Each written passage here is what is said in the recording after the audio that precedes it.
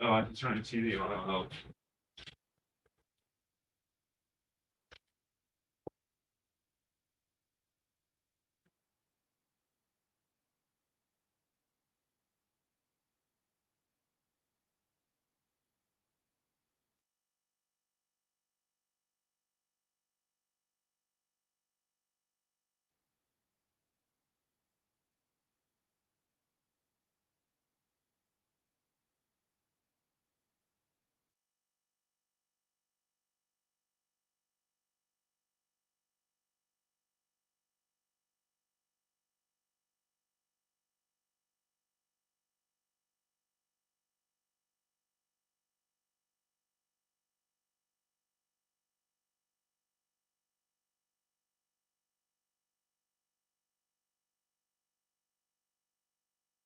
Hey, we still got a couple minutes to go here.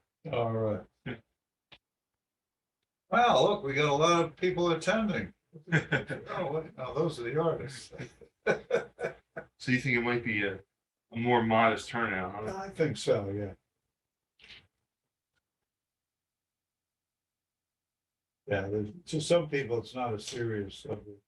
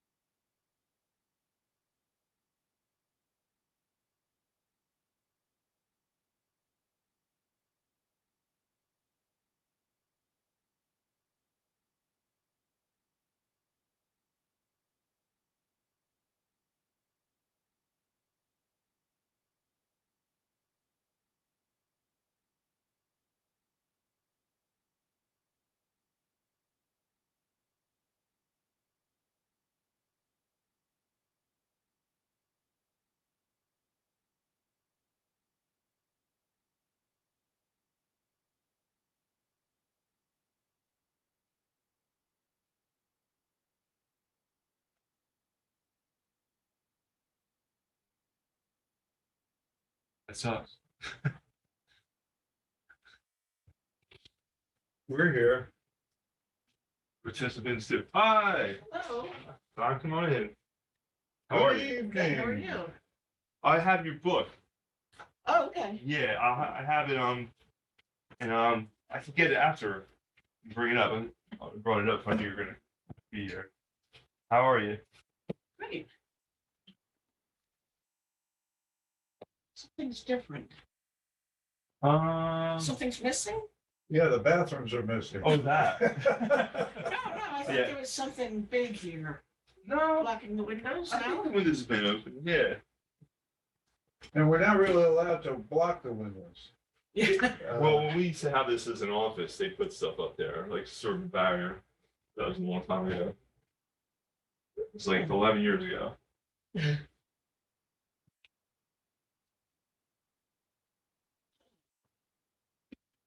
How are the calendars going? They're going okay? I think they need a little help. I don't know. I was trying to get a tally from Phyllis because she's, she does the numbers for it. So how many Okay, sold. yeah. So I don't know. But Get the tally, I'll do some more going around. yeah, I think it needs more promotion. And we're gonna promote it more too. Like Doug's gonna do it. He does all the PR and stuff.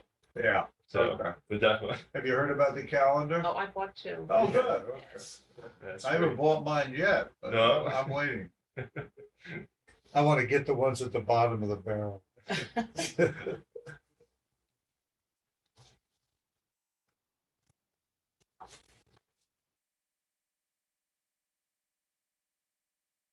I mean, Orange Star, if that doesn't sound like a folk musician, I don't know what Yeah, it does. sounds made up. I know, Yeah. I know. Yeah, I said actually his mother a few years ago gave me all the pictures and like memorabilia. So I met her. She was a botany professor at Trent State College in Jersey. Oh, wow. Yeah. Okay. So, hello. Hello, how are you? Good. How you doing? Evening. Good evening. I had a thank you note taped to this in a joint somewhere. Thank you very much for sharing. Oh, okay, sure, you got it, yeah, Fascinating topic, and okay. we have to give her a bit. Yeah, there's a lot of legend around her, Yeah. and it's hard to dig up Well, the she facts. created part of that legend. Yeah, yeah, oh, yeah. But I would say down in Trenton, they must have some information on her. Okay, well, I will be in touch. Right now, I've got 3 new programs that I'm committed to Okay. and writing, so, but she's definitely. Maybe a Thank you for the possibility. plug for the program. Oh, It was yeah, a lovely yeah. turnout. Yeah, I heard it went well. Yeah, and I've gotten 4 new bookings since then. Yeah, and now that's right, because someone asked for your information. It was, I can't remember her name now. Someone from the Historical Society, Denise, I think. She asked for your, because she wanted the book. Yeah. Oh, okay, she hasn't been in touch with me, but there was a Gail. Gail, Yeah. maybe it's Gail. Yeah, she's from, Yeah, she wanted your contact information, so I yeah, just. she did get in yeah. touch. You know what, last month, when we were talking about the ghostly things and stuff like Uh-huh. that, and you mentioned, I think you mentioned the woman that was murdered at the Stop and Go. Oh, Aileen Morris? Yes. Right. Well, it was so weird that like a couple weeks later, the police department the case of Susan Sunday, Sunday, yeah. and I went to school with her. Oh, yeah, really? And I remember through all these years, I didn't remember her name was Sunday. I remember Susan, and I thought maybe Day. I wasn't really sure. And I never knew what happened. I didn't even know they found her body in the Yeah. woods there. Yeah. So that was an interesting one. Yeah, I know they reopened the case on Aileen Morris, but nothing Hmm. came of it. I visited the police station, give my 2 cents worth, because I was across the street from Aileen. I lived Yes. across the Oh, street. Yeah. And her kids and my kids played with each other, you know, and they went out on Halloween together, you know, and all this. So we were pretty close. And, you know, it was one of those situations where she ended up working alone at Stop and Go. Yeah. With no backup, nobody there to witness anything. And of course, after that, they changed their policy. Was it crowdsourced or something like that? Yeah, what was The it? One of video the, might one of have the, everything. the, I'm Terry. the milk companies. Yeah, Yeah, they got sued big time. yeah. And the kids got a big amount of money, but they had to divide it amongst Oh, 8 that's kids. right, that's right. They said they're all those So, kids. Yeah. And then they didn't really control the money. They lost the house. They were getting bad advice through the whole thing, you know, they weren't listening to reason. They were kids. Yeah. How old were all the kids? The kids ranged from, Oh, No. I think Robbie was the youngest one. He's the one that had leukemia. They had a real hard luck Well, it family. looks like they I were think he was kids. 8 We're at not the set up, time we she shouldn't was have killed. let them in, So we had And 6 people. the oldest one was girl, Bonnie, there's- was it? I think it'd be 6 or Maybe 3 and 3, I'm not sure, but 19, 18, they were 19, kids, so something like that. automatically, all right. Yeah. But, you know, some of them stayed in the Hopefully, house, yeah, some we'll of have them. to do that. left. Okay. And it was just a mess. The girls had some real bad boyfriends, you know. All they were interested in was hot cars, and just throwing money away. So Yeah. it was a mess. I did remember that one. But that was, I mean, I'm guessing just a random burglary type of thing. Well, no, they don't know. That's not my suspicion. There was, this is off the topic, so anytime you're ready. Yeah. But there was a lady across the street and down 2 houses from my house. I was right next to the constable school. Okay. Aileen Morris was across the street. That lady had a daughter in her 20s who was nuts. She ended up down in Trenton, some institution Oh, down there. okay. Anyway, she was heavy into archery and hunting. She had You mean ferrets for the for historical pets, society? Okay. and some other pets too. She was real loony. Okay. Okay. And next year, the only time I really talked to her, Okay, she, all right, there's all the right. ferret got away, and she was looking Sure. around the neighborhood for it and all that. Well, And, maybe. Or but she was, Any- had some association with Sounds a guy good. named Jim Baker. It's very Now, Jim Baker was homeless for a while. He's of the Baker Okay. family up on That Sand sounds Hill good. I'm Road. gonna take you up on it. Anyway, he slept in Aileen's Yeah, garage, it's definitely, I think it's for like a it's summer. interesting anyway. Yeah. and he was just no good. He was absolutely Yeah, no good. okay. He was into All right. drugs Sounds and good, everything Terry. else. But he knew this girl. Now, this girl told some people that she knew who killed Aileen Morris, but then she was institutionalized. And I don't know if the police ever followed up on that. She's crazy. She's not reliable as somebody to give testimony. And Or 15 minutes worth of fame. Somebody, Baker That took off. was a lot. He Some- disappeared. somebody raised their hand, but I can't, I don't have control like a normal Zoom room. So if you have a question, you could just let us know. We're gonna start soon. Okay. Okay, so to tie it up, Baker eventually passed away. Okay, then the police reopened this maybe a year or two ago. So I went over and talked to him about my suspicions that I thought Baker and this girl had something to do with it. Because it could be somebody who knew her schedule, knew that she was working alone there, and popped her off at that time. No clues left around, nothing, as far as what the police released, what they kept secret, I don't know. Then there was a suspicion that it was the father of some of the kids. Some of the kids are named Donaldson, some of the kids are named Morris. Now, the Morris guy, Aileen kicked him out. This was several months before she got killed. So there was a suspicion that that guy might have killed her. But I don't think he was capable of it. But his father, who lived in East Brunswick, was capable of it. He was a hunter. He had lots of guns. He didn't like Aileen from the get-go. So it could have been, one of those crime stories you see on TV. Sure And sounds like it. the third thing is somebody was hired to kill her, either by the father or by somebody else. And she had some part-time jobs too. Some of them were under the table, not too good. And it might have been somebody who didn't like her through that. So there's a whole mess of possibilities, but they've never found out who killed her. Okay. Guess we're Okay, good to go. yeah. So tonight's presentation is music and musicians in South Brunswick, and we're starting off with Orange Star. So if people don't know who Orange Star was, he was a 1973 graduate of South Brunswick High School.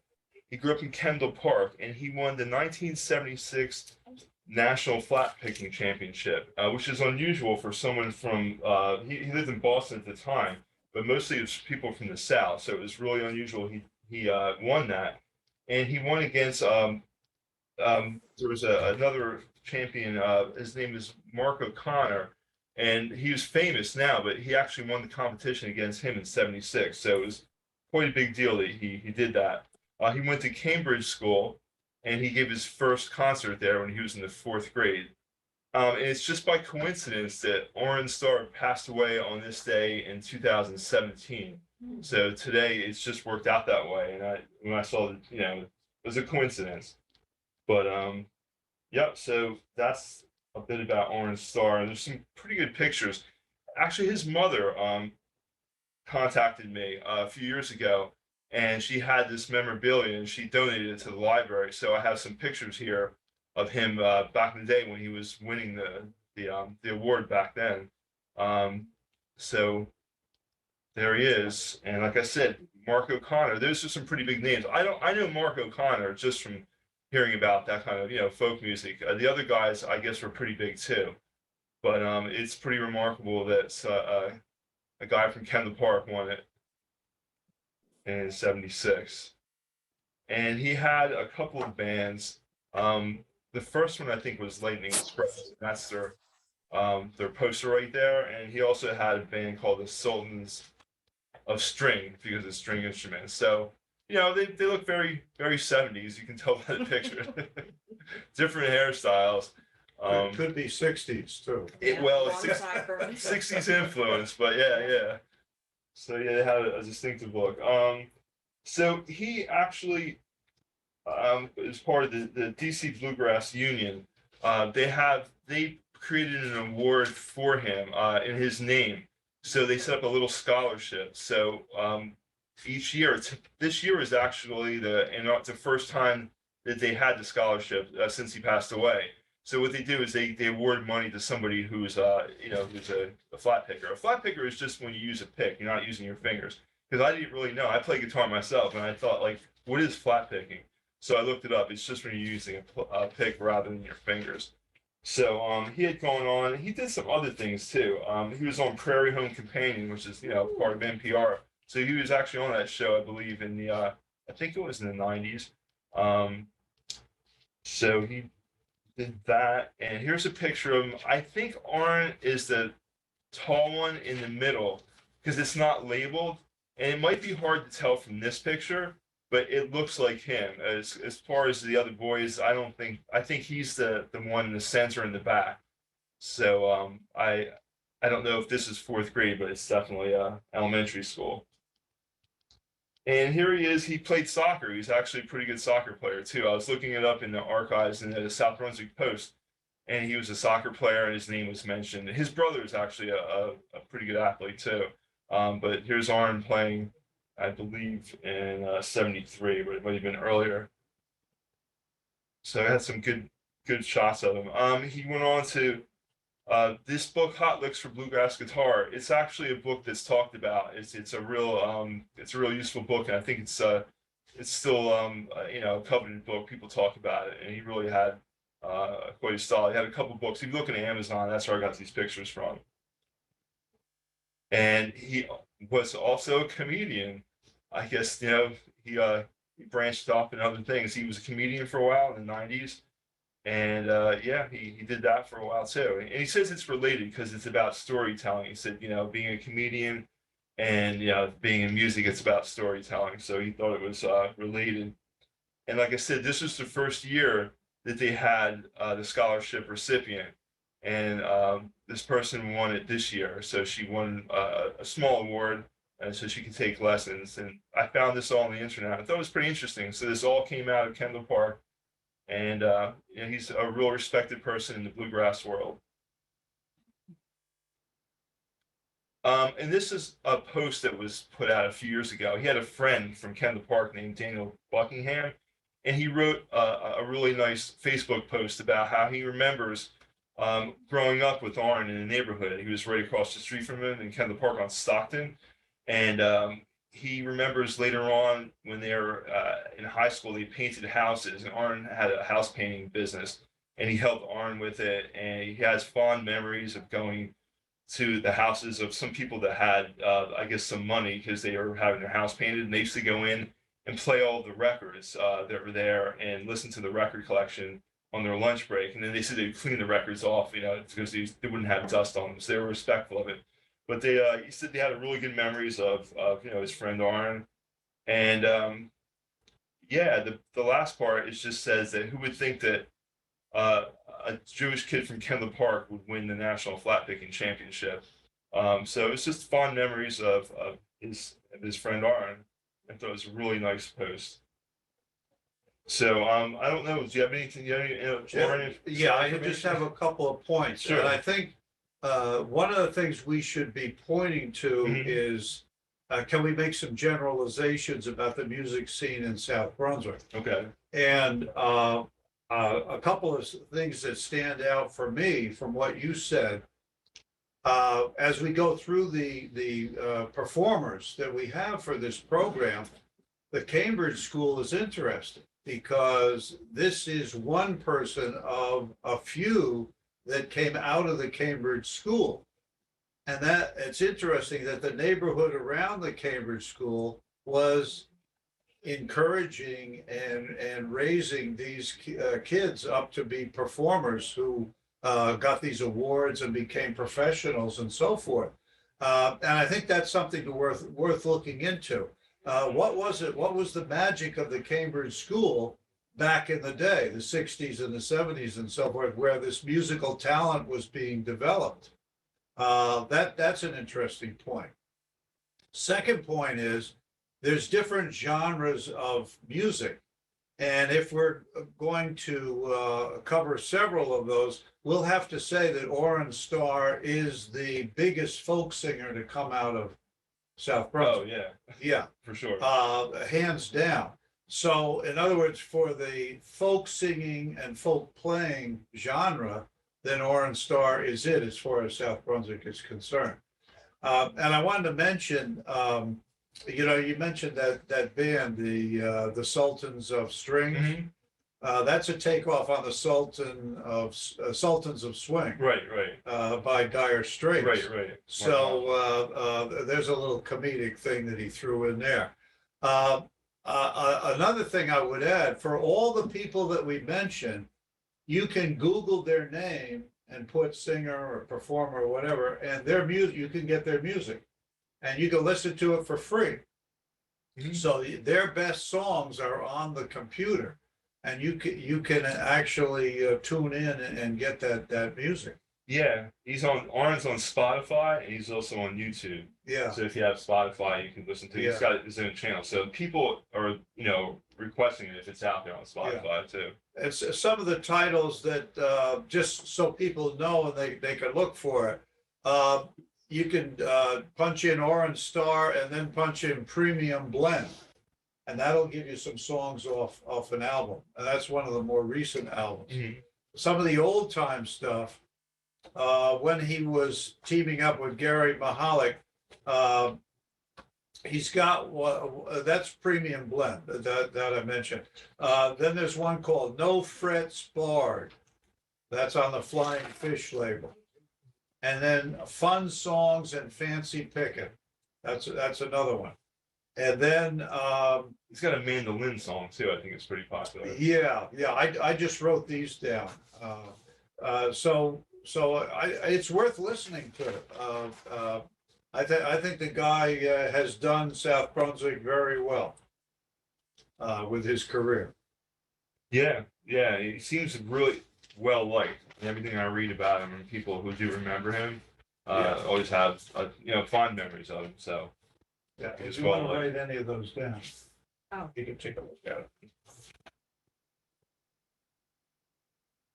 So the next person we have is Myrna Smith. So Myrna Smith was actually an English teacher here at South Brunswick High School. And this is a picture from the yearbook in the 60s. But what's interesting about her was she had a music career, and she still worked as a high school English teacher. So she was part of the Sweet Inspirations, and they were a pretty big group at the time. And she held on to her job here, I guess, because, she just wanted to make sure, it's unsteady business. But she actually is, as we'll see from the other slide, she went on to do a lot of things. She was the Sweet Inspirations with Sissy Houston, who was a pretty big person in her own right, but she's the mother of Whitney Houston, and it's kind of Newark based. So a lot of times when they had to go to the recording studios, they're in New York City. So South Brunswick is really close by. So I think that worked for her because her job was here in South Brunswick. But when she had to go to the studio, it's not too far to go up to New York City. And she was also a part of Elvis Presley's backing singers in the later 60s. And this is what their album cover looked like. This is from 67. So she was definitely both a recording artist and an English teacher at the same time. As far as we could tell, she didn't live in South Brunswick. We don't see I anything think that she shows lived that. in Franklin. What makes you say that though? Just from what I've researched and Oh, so yeah? forth. Yeah, I got that sense. I didn't pin it down or anything like that. Okay. But but she did definitely teach several years at South Brunswick High. Yeah, she's in like a few of the yearbooks. Yeah. She's very photogenic, so. Yeah. I have a couple of things on Myrna Smith. There is a video of Elvis. I think it was, well, it was when he was in Las Vegas. And it was like a behind the scenes thing. So it wasn't just all of him performing on the stage. And it's quite interesting because he's rehearsing informally, doing a cappella in a back room off stage. And the Sweet Inspirations are right Oh, there. really? And he's talking to them. He's asking, how are things going? How's Huh. the family? This and that, so what? And they're singing a gospel song. And the Sweet Inspirations are doing the background for him as he's taking the lead in the gospel song. And I think everybody knows that Elvis was big on gospel music, and he did a gospel album, which was very popular. But I think that was before the Sweet Inspirations came along, so they're not on that album. But that's an interesting little scene. Huh. And That is interesting. the Sweet Inspirations did record on their own. So Myrna Smith was in there when they were recording without Elvis. Right. And their biggest one, and again, this is something you can Google, Myrna Smith with a Y, Move a Little Closer to Him, backed by Sound of Tears on the Verve label. That's interesting you found the video. I mean, there's actually footage of her. You Yeah. can see it. Oh. Yeah, they're all four of them are there. And then I had some others. I had some albums and so forth that are in this packet. So you can check that if you want to get more depth. But at the time, now we're talking about, this is another genre now. We're talking about the top of the heap rock and roll. And we're talking about a time when Elvis is making a comeback. Oh, the late 60s. Okay, you're talking about the 68 is Yeah. the big year. But Elvis had gone into the military and he came back. And when he came back, he had lost the popularity that he had before he went into the military. Now, what RCA Victor was doing was putting out records, one or two every half year, while Elvis was in the Army. So these are all pre-recorded. And they were just getting them out a little bit to keep the people interested. But he did lose some popularity. And so when the Sweet Inspirations came on, because I believe they had a group called the Blossoms that were backing them up before, Okay. and then the Sweet Inspirations. So this gave him a gospel feel in his singing, okay? And that helped him regain his popularity. Because what he was doing was mixing the white rock and roll sound, where you had a white singer trying to sing like a black person, and you had a black vocal female backup group. Now his male backup group was a country white vocal group. So you see, Elvis was blending these two things together to regain his popularity. And it was as intentional as it was unintentional. So it shows you the importance of the Sweet Inspirations in helping Elvis to regain his popularity. A lot of people don't know about that because they don't know the background of the music Right. and what all the dynamics that were going on behind the scenes. Okay. I think the problem with them going off on their own and they didn't have good material. So the Sweet Inspirations never made it on their own. Well, they had one album, I think. Yeah, but an album doesn't say you made it. Yeah. All that an album says is we have more than one song to present to the public. Right. That's basically it. And back in the old days, now we're in the genre of rock and roll. You have to understand that that rock and roll from a business point of view is to make money. It's not to create beautiful music. It's to generate money. So the thing is, and Randy and I were talking about this before with payola, which was around 60, 61, when there was a lot of corruption in the music business. The idea wasn't to create beautiful music like they were trying to do in folk music, and going to the extreme of Bob Dylan and that sort of thing. This thing, the shtick was still going on of promoting music, which wasn't really that good.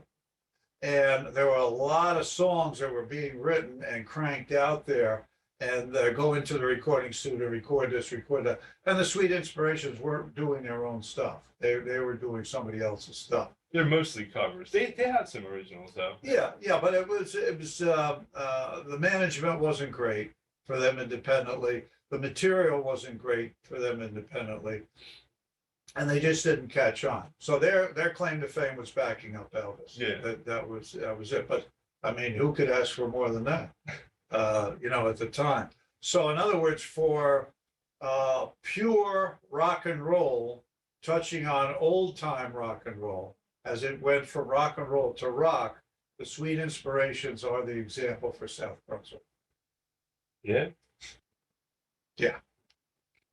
Well, it's pretty diverse. The number of people that they backed, who would think that they would be backing Jimi Hendrix? And I know this song just because I'm a Hendrix fan, but I never knew that was them doing the backing vocals. Yeah, that's something. So he had a lot. Hendrix was a real meticulous in the studio. He was more of a studio musician maybe than a live musician. But he spent many hours working on this song. They were called up to the studio to put in the backgrounds. And that might not be the most popular thing. I mean, Hendrix isn't as popular as like Van Morrison. And they do the backups on Brown Eyed Girl, which is a huge hit. So they're there, and this is something I didn't know until just recently. I don't know if people have seen Pulp Fiction. It was a big movie, about 20 years ago. But they're backing Dusty Springfield on Son of a Preacher Man. And I always think about those backing vocals and how they're pretty distinctive and they're really strong. And I just found out when I was looking through this that they did the backing vocals for Dusty Springfield. So thing to note, Randy, is you have different label companies there. Mm-hmm. Atlantic and so forth. So that meant that they weren't just straight studio vocalists. In other words, not working for one studio. Whoever came in there, they had to do that. They were shopping around, and they probably what happened was they were requested to back up a singer. They were asked to come in to do it. It seems that way. Yeah. You could sort of tell by the labels that you showed on the album. Because they were hot, and actually Myrna went on to Smith. She backed more contemporary people like the Killers. The Killers are a band from the 2000s and beyond. So and here she is with Elvis. She sang for the Killers also. She sang background for the Killers. Yeah, I guess I was surprised too. Yeah. I mean, because they're a band. They're for audiences younger than me, and I was thinking, wow, she was because in the 2000s she was still singing. Yeah, that shows her versatility. Yeah, and here's the one picture I have of her with Elvis. But it was a lot of things that you were saying before, and notice the year 69 to 77, and in rock and roll, that's a long career because it's a very fickle business. You're popular one day and you're nothing the next day. So that to make a 10-year career out of rock and roll is impressive. She actually went on. They did I don't know if we call it a tribute band, but she sang with his band after he died. So she was still involved with his organization. I don't know how it worked without him being there, but his band still went on.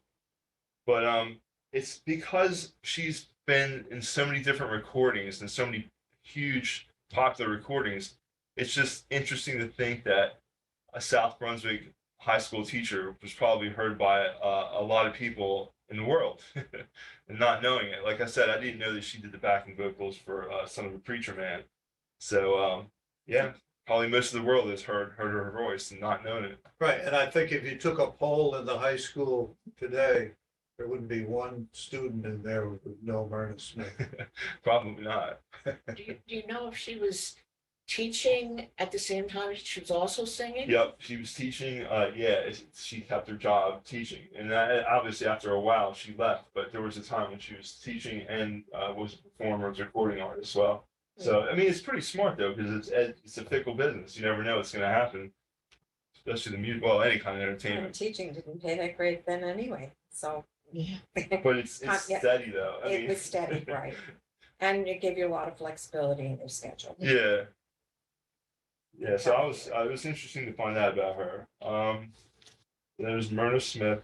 And this is someone who I don't believe lives in town anymore. You mentioned she might not live in town anymore, but she was a recording artist. Yeah, I don't think she's in town. A flautist, Andrea Brockfeld. And so, yeah, I have a quote from her there. And, she's just, do you know where she lived in town or?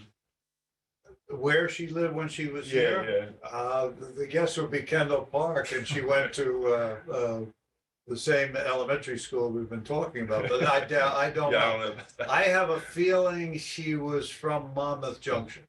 Okay. I just have that feeling, because I read it somewhere, but You picked it up somewhere. yeah.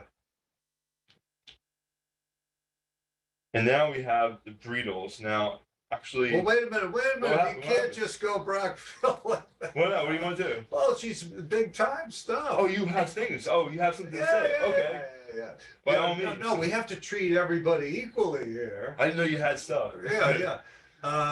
The great thing about Andrea is you're in the field of pure jazz. Now, when we get to Don Fagan, we'll know that he has a jazz background, but he gravitates or he progresses from there. But Andrea stayed true to the jazz genre. And if you were going to talk about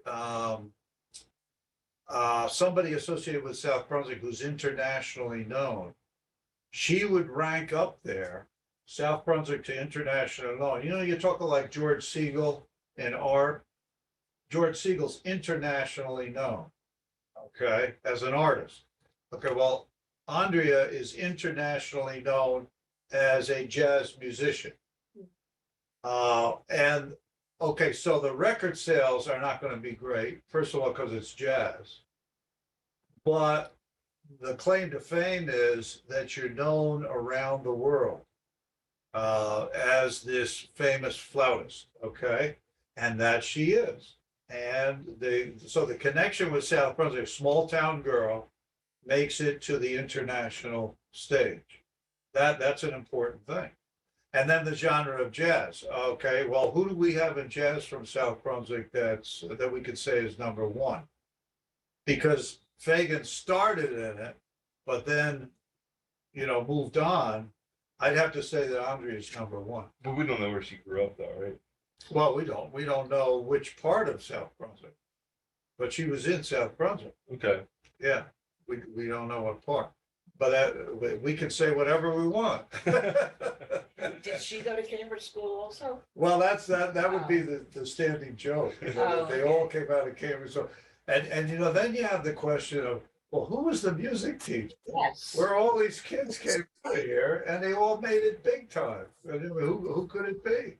And Andrea Brackfeld, the if music. you haven't heard it, Andrea Brackfeld taught at Monmouth Junction School for did? a year or two.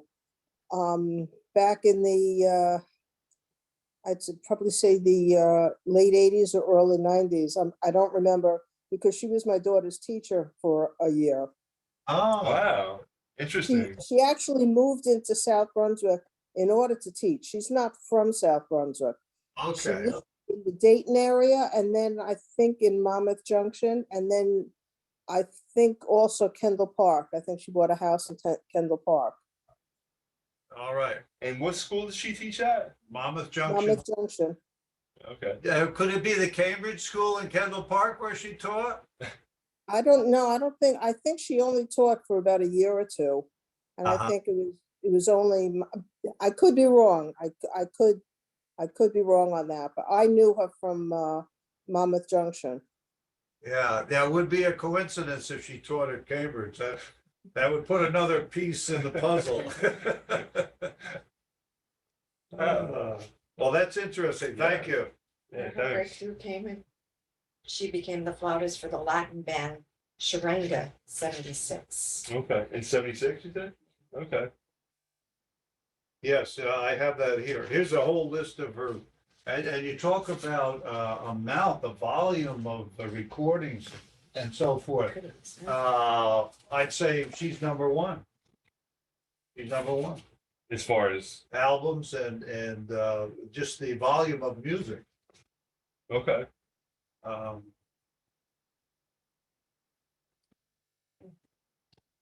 We'll have to have all the people vote as to who the number one music talent in South Brunswick is when we're finished. Okay.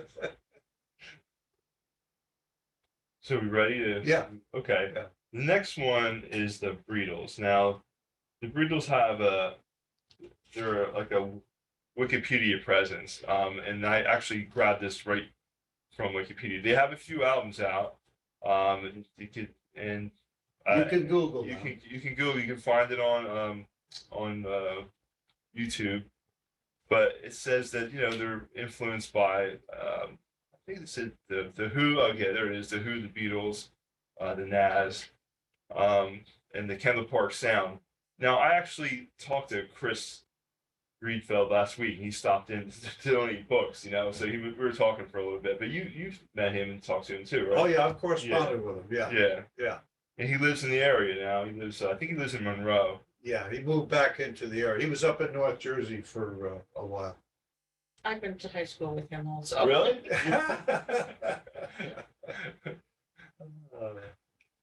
Was he playing, performing then? Or? I believe so. I didn't, Yeah. I mean, I didn't know him well. I just Yeah. went to school. He's sort of a character. Yeah. Yeah. Yeah, he was then too. Yeah, he said he might tune in. That would be great if he did.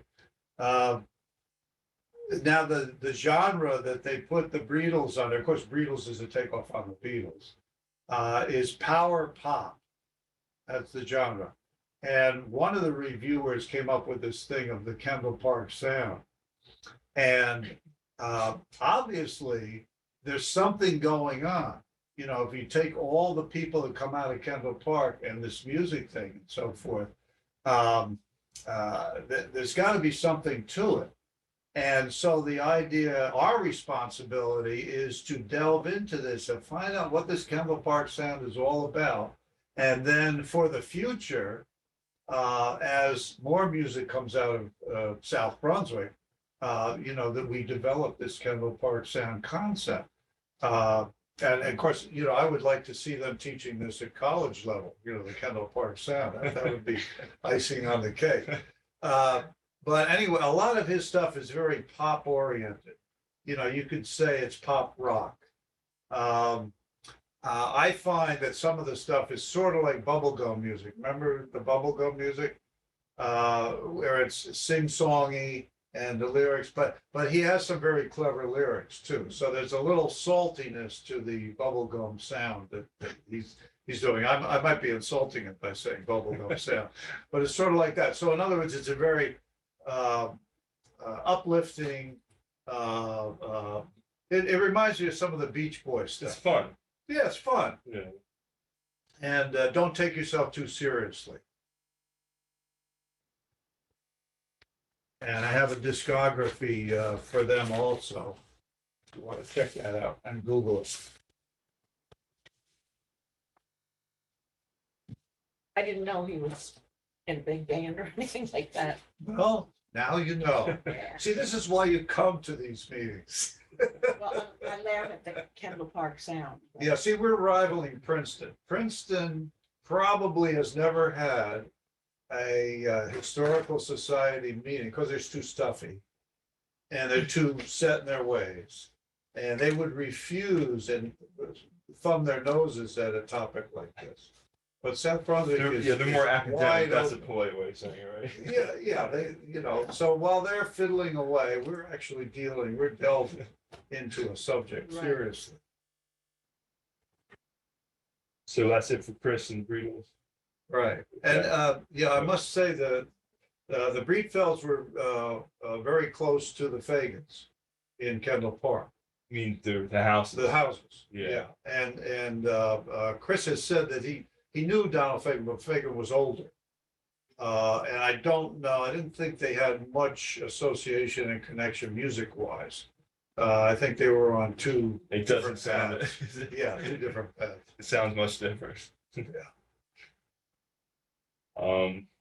And this is Ginny Kraft. I mean, she was the high school music teacher for many years, and a lot of people. Well, if your students went through here, I guess you knew about her.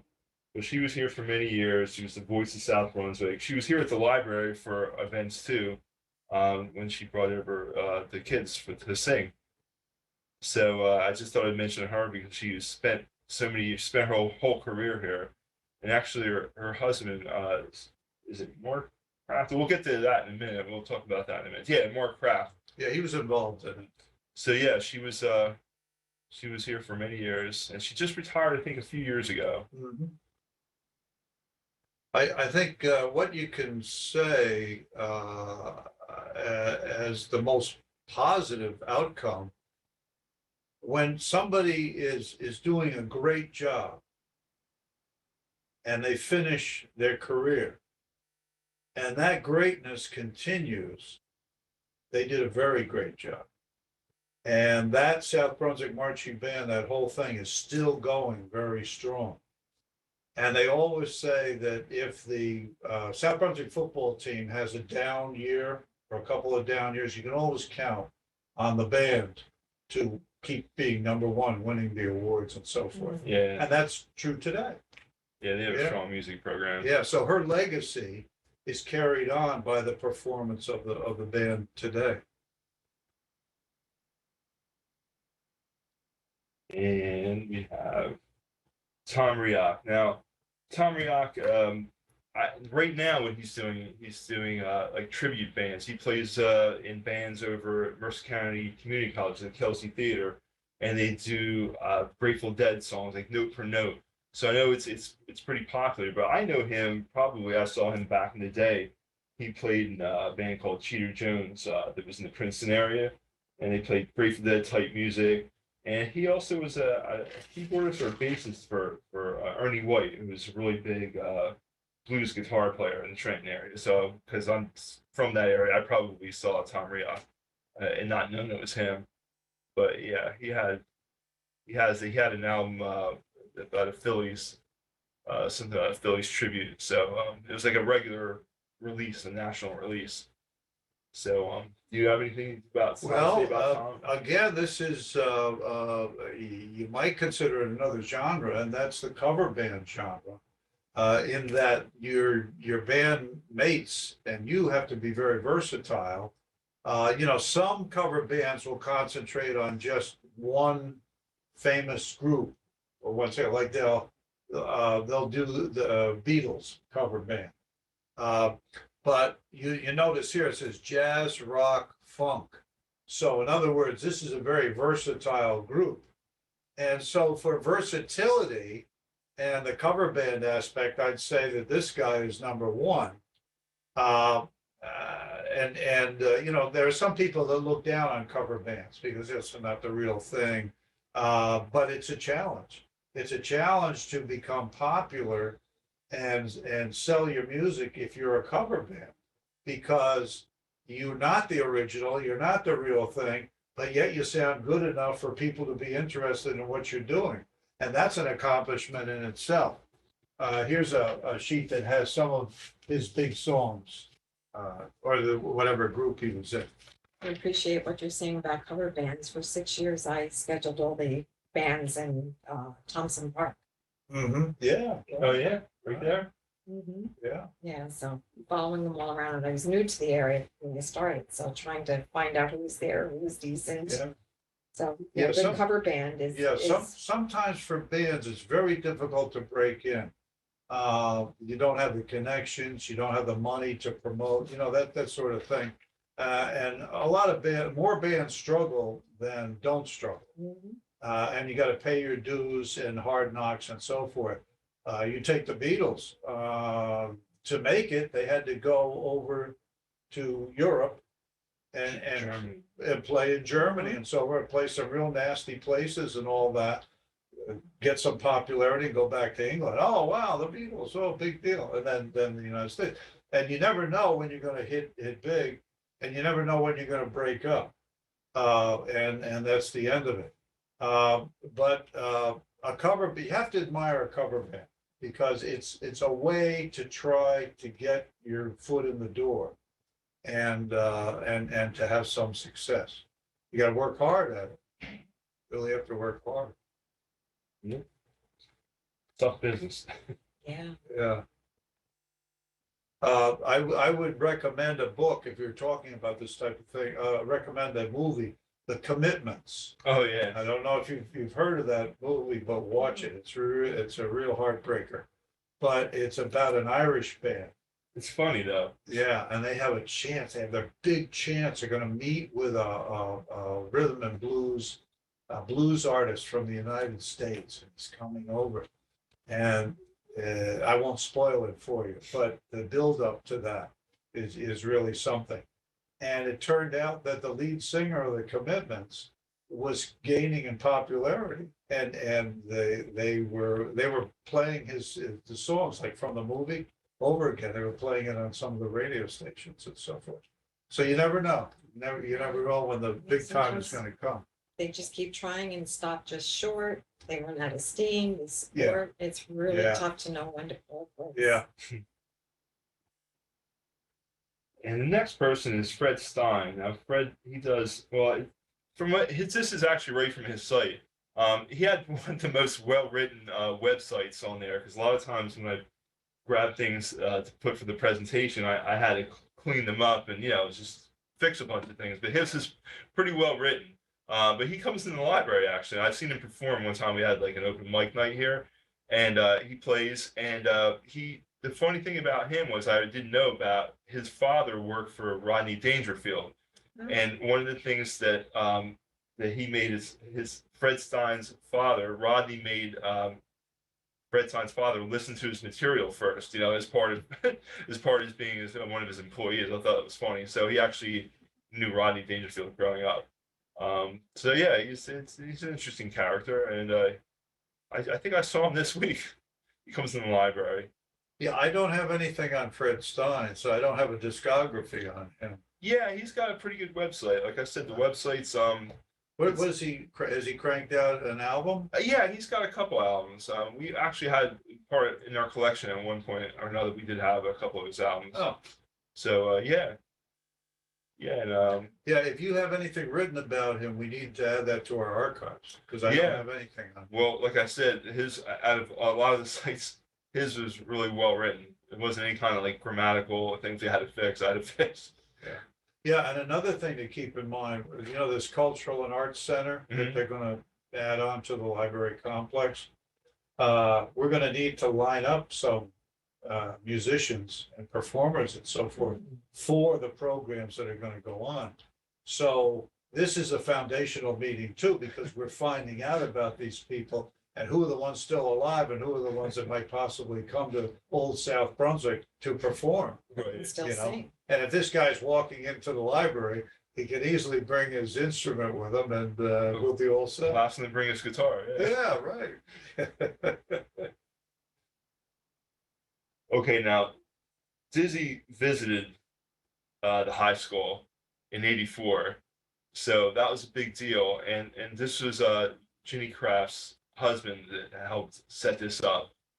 So because he was the band director, so there was Dizzy playing on stage at South Brunswick, and there are people that actually Chris was part of I think the ensemble. Chris Carbone, our director here at the library. Back in Play the 84. triangle. So yeah, so there's a big deal, and Dizzy said he really wanted to he wanted to come out. He flew from Paris on the Concorde because it was back in the day when the Concorde was still around. So he flew over earlier in the day to come here to visit with the South Brunswick kids. So I mean, he really had his heart in it, and I just think that shows that what a great guy he was, and he did all that. It's just so he wanted to have the kids learn about jazz, and can you imagine the impression it made on them? So but a lot of people, remember him because they were in high school at the time. So I can't imagine what it'd be like to be in high school playing with Disney, but there's some articles about it. Yeah, now he has no connection as far as living in South Brunswick or anything like that. No. So Andrea is still our #1 in jazz. Yeah. But when you talk about international, Dizzy Gillespie is an international star in jazz. Yeah, it's just something that he came to visit though. How Yeah. wonderful to inspire students and keep Yeah. something alive. Well, South Brunswick does have a reputation for quality of music instruction and all that, and opportunities for kids in music. And I was teaching in New Brunswick, and we had a closet full of instruments and no marching band. It was so sad. You could have had a marching band. Did you have, In New yeah, Brunswick? they had a football team? Yeah. Yeah, we could have had, and it was like an on and off thing. Like when I first started there, they had a marching band, then they cut it out. Okay. Financial reasons. And a lot of the instruments were in really bad shape and all that. Then they tried to make a comeback. I don't know what happened there. But the contrast of you have some school districts that don't have much of a music program, and when the budget gets cut, where the cuts go first. Right. The arts, okay, the performing arts and so forth. So and then you talk about jazz and trying to raise the popularity of jazz. That's always an uphill battle. For Dizzy Gillespie to come to South Brunswick, this was great. Yeah, well, so somebody must have had some kind of connections, but that was good. And they have the jazz thing now. Over at the municipal building. The concerts like on Yeah. Friday nights. Yeah. Yeah, Jazz I heard concerts. about those. Yeah, and so that's on an ongoing thing. I So think they're it's still happening now after every month they have something. So COVID, they're performing. Right. again. Yeah, So I it took a saw the break. sign. Okay. I think it's the middle of December or something. It's going to happen. Okay, because I know they took a break for a few years, right? Yeah. So there's a lot of jazz talent around, but they don't necessarily have it just from South Brunswick. It's from guys, gals performing from other places too. Yeah. I know it's usually Friday nights. Right? Yeah, I think Andrea Brackfeld has performed at it. Really? Yeah. Okay. In the past, yeah. Interesting. So that brings us to, I guess, our most famous, Don Fagan. So a lot people know who he is, and of course he's famous. But Don Fagan, they talk about how he was so unhappy here. But I have pictures here that kind of refute that, and I'll show you what I'm talking about. So here he is. He attributes his writing, he's not a journalist, but he does some writing. Of course, he's a lyricist, and he writes for magazines. And he attributes that to when he was working at the school newspaper. So he wrote a scathing article back then about dodgeball because a lot of kids hate dodgeball because it can be rough.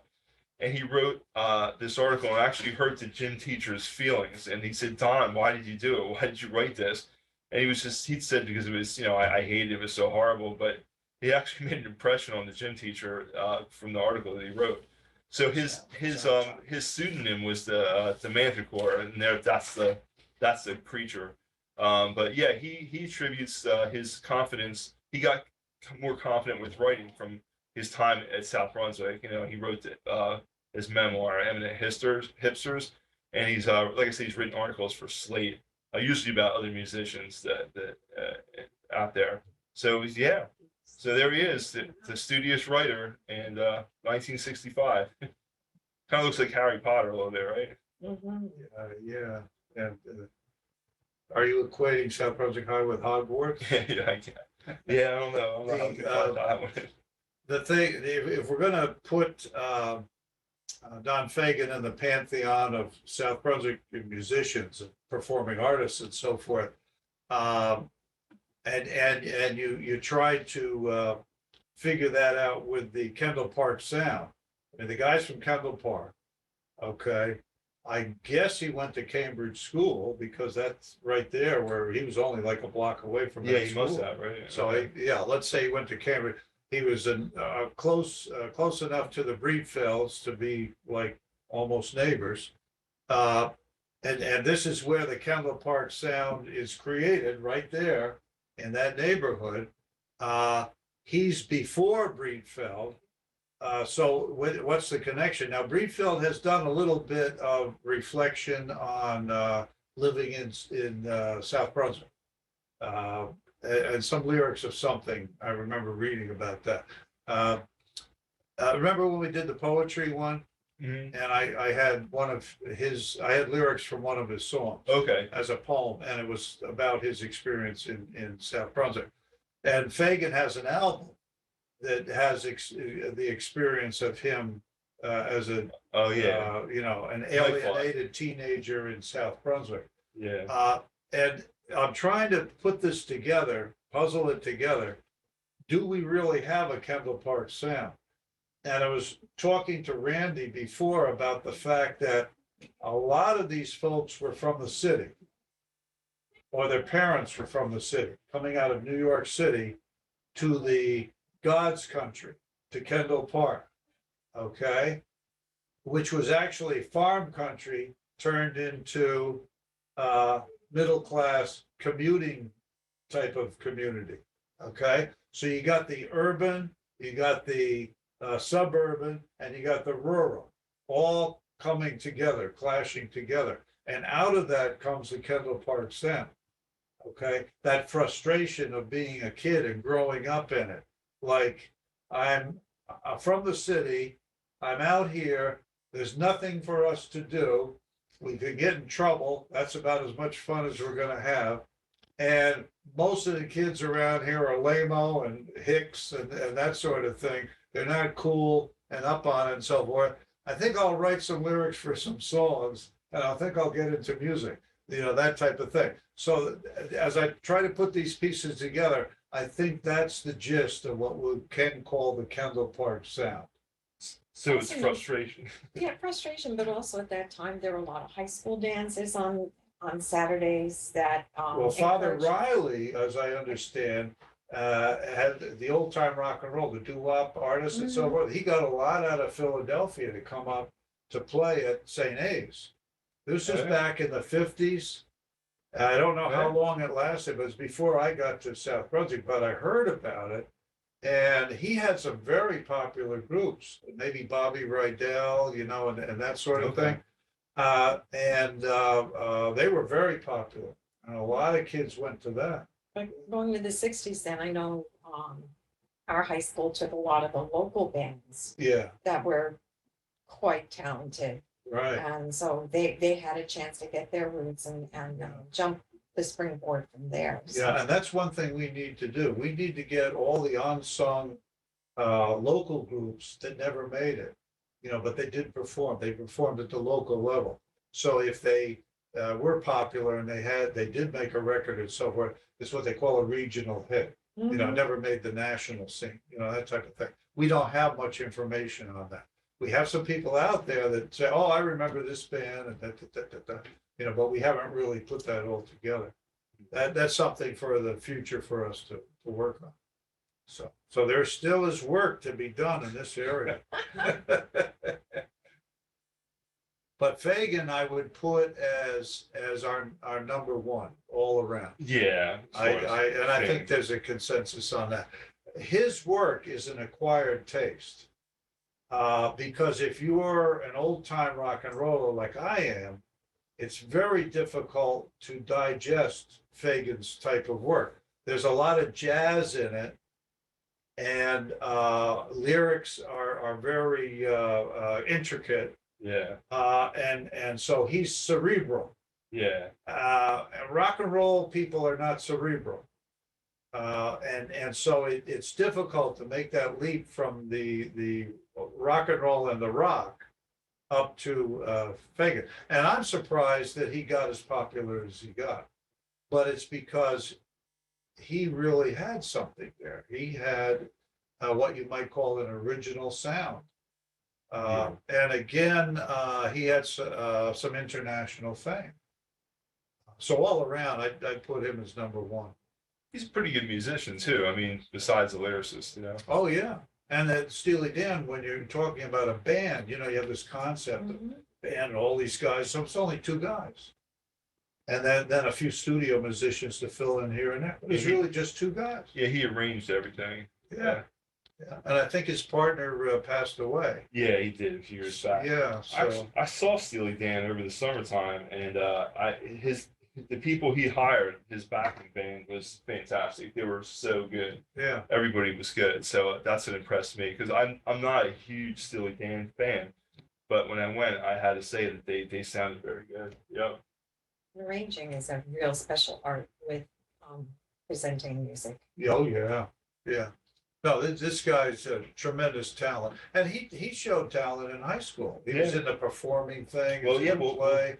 I mean, he was Here he in is. these things and then he puts down his experience like, oh man, it was so dull and boring. Look, he gets this, he gets that. So the kids were recognizing him. Yeah, it looks like he had a really good time. I'm sure he had his moments like as all teenagers do, but a lot of the pictures that I see, he has a good time. And actually, his teacher remembers him being engaged and enjoying himself here. So that was, an article came out, I think, in 2001, and one of his former teachers said that he remembers him having fun at the plays. So the things he participated in, he actually did have a good time. You can see from the pictures here, he got voted most dramatic class wit. You don't get voted those things if you're somebody who's really on the fringe. He was well known and I think and well liked. Yeah. Yeah, he was definitely not a nebbish. The thing is, he loved to go into New York. Get on the bus, go into New York. And that was one of the big selling points for Kendall Park. Yeah. You could leave New York, live here, get on the bus, go into New York anytime you wanted to. Well, Fagan was one of those people. Yeah, here he is. Now, I don't know. This is from the yearbook, and it's not labeled, but that's definitely him playing the keyboards there. And it might be one of the teachers. That's I'm what not I sure. heard. Yeah, It's- one of those two. He's on the keyboard. One of those two, either playing the bass or the drums, is the teacher. Yeah, and Orsi is the name we have here, and I'm not sure who he was. And the drummer is Ricky Schenk, and I don't know if this is actually them because, like I said, it's not labeled. Oh, but so you think Orsi is the teacher? it could be, yeah. It says he was a teacher at South Brunswick High, and he played the jazz trio Yeah. with Fagan, and so yeah, he played. I think he was playing bass there. So they played at their houses and at local functions, like you're saying. They played at the Grange. Right. And so this is how they played around town. And I don't know where this picture is from. I don't know if it's from the high school or the Grange or where, but that's definitely Fagan there. Yes, but How you doing? it was at the high school. Oh, here it goes again. Oh, so somebody's got the mic on. So yeah, and that's I think that's all I have. Yeah, that's it. That's it for Fagan. All right. That's it for yeah. But I was glad to find these pictures because I knew about the picture of him from the yearbook, but then I found these other ones by leafing through and how he has his quote here. You leave your, the silly thing they do with the yearbook class will. He says he leaves 7 barrels of steaming fed and boredom. So, he's definitely a wise guy, a smart aleck. But then again, he was voted class wit. Yeah, I think there's more than 7 barrels in South Brunswick at the time. Yeah, right. He only found 7 of them, but he's an urban kid and he plunked into this rural area. I can see the frustration, but out of the frustration goes all his creativity. Yeah. So that's it for tonight. So we're not meeting in December. So next time we'll meet is in January on Tuesday. No meeting. What's that? Okay. Yeah, so I'll send out reminders for everybody. So no meeting for December, but we'll meet in January. Okay, and remember, please spread the word about the calendar, the historical right. calendar. We need to sell many copies of the calendar, and we only have a month to go before the year 2023 begins. And the calendar is really great. Got a lot of events, South Brunswick events, and wonderful pictures. So everybody, please spread the word. 365 South Brunswick specific facts. Get people to come to the library and purchase a calendar or more than one. They make good Christmas presents. You can put them in a stocking too. All right. Well, good night, everybody. Thanks for coming. See you. Randy, you might mention there's a music program Saturday, right? Is that the jazz thing? It's David Schlossberg. I don't know whether it's the jazz. The piano, yeah, there's a piano player coming. That's right. Is it Saturday or Sunday? I'm not sure. We could look at the calendar. I think it was Saturday, but you could check. He's very, very talented, and he's appeared here before at the library. He's really, really talented. Okay, thanks for mentioning that. Thanks. As long as we're on music, so I figured I would mention. Perfect signal. All right. All right, good night, all. Good night. Good night.